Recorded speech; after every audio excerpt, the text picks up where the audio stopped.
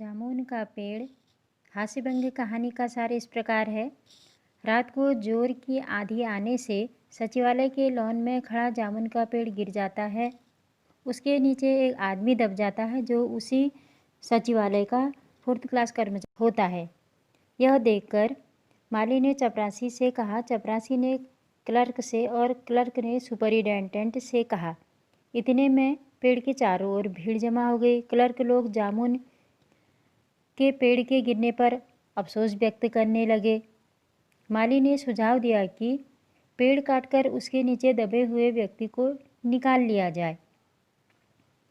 यह सब बातें अंडर सेक्रेटरी ने फाइल पर नोट करके डिप्टी सेक्रेटरी के पास भेज दी, परंतु वहाँ से चलकर वह फाइल आगे गुजरती हुई वापस आ गई और इसी प्रक्रिया में आधा दिन गुजर गया। दोपहर के खाने तक कुछ क्लर्कों ने सरकारी फैसले का इंतज़ार किया, लेकिन जब कोई फैसला नहीं आया तो उन्होंने पेड़ को हटाने का निश्चय कर लिया। इतने में ही सुपरिटेंडेंट फाइल लेकर आया और कहने लगा कि इस पेड़ को कोई हटा नहीं सकता क्योंकि यह पेड़ व्यापार विभाग के अंतर्गत आता है। इसे हटाने का कार्य केवल कृषि विभाग का है। फाइल दूसरे दिन भी चलती रही। कृषि विभाग ने यह कहकर पल्ला झाड़ लिया कि यह पेड़ तो व्यापार विभाग का है, इसलिए पेड़ वही लोग हटवा सकते हैं, हम इस पर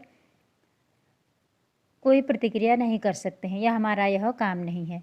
रात के समय पेड़ के चारों ओर पुलिस का पहरा लगा दिया गया। एक पुलिस कांस्टेबल ने पेड़ के नीचे दबे हुए आदमी को देखकर द्वैत भाव में कहा, अरे इस व्यक्ति को कुछ खाना पीना खिला दो। और तभी दूसरा व्यक्ति आया जो सचिवालय में कार्यरत था, उसको खाने के लिए कुछ दे गया। तीसरे दिन हॉर्टिकल्चर डिपार्टमेंट से जवाब आया कि सरकार पेड़ लगाने के लिए कहती है, पेड़ काटने के लिए नहीं। जामुन का पेड़ तो फलदार पेड़ था, इसलिए इसका विभाग फलदार पेड़ काटने की अनुमति नहीं देता। यह जवाब सुनकर वहाँ खड़े एक व्यक्ति ने सुझाव दिया कि यदि पेड़ नहीं काट सकते तो आदमी को ही काटकर बाहर निकाल लिया जाए। दबा हुआ आदमी बोला, ऐसे तो मैं मर जाऊंगा। यह दबे हुए आदमी की आहट है और बाकी लोग इस बात को समझ नहीं पा रहे हैं।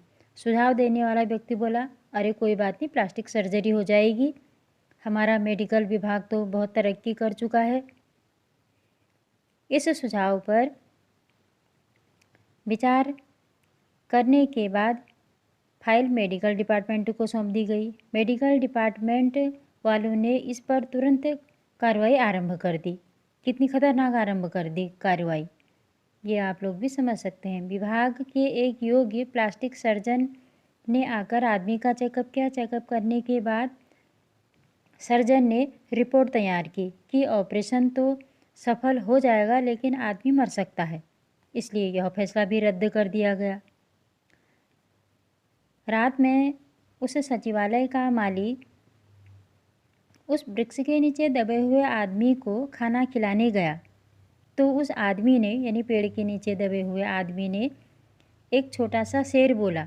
शेर इस प्रकार है, ये तो माना कि तगाफुल न करोगे लेकिन खाक हो जाएंगे तुमको खबर होने तक। उस व्यक्ति ने उसको खाना खिलाया, माली ने उस व्यक्ति को खाना खिलाया, पेड़ के नीचे दबे हुए व्यक्ति को, लेकिन उसके द्वारा कही गई इस कविता को उसने सभी लोगों को बताया। जैसे ही सबको पता चला कि उस व्यक्ति ने एक शेर कहा है या एक कविता कही है, तो तुरंत ही यह बात फैल गई चारों ओर कि दबा हुआ व्यक्ति कवि है।